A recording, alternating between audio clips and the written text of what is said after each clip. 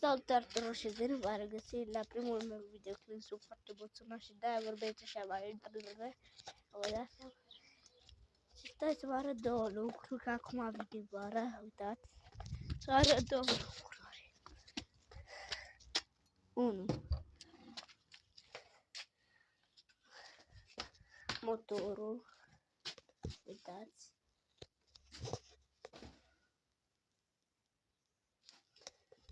Și numărul 2. Că tot a venit vara, frate, de ce să mai avem și noi?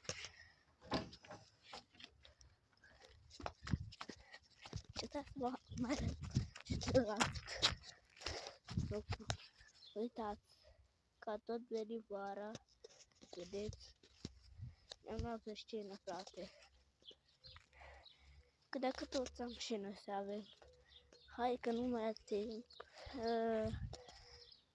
Vă urez o vară cât mai plăcută. Hai, pa, pa!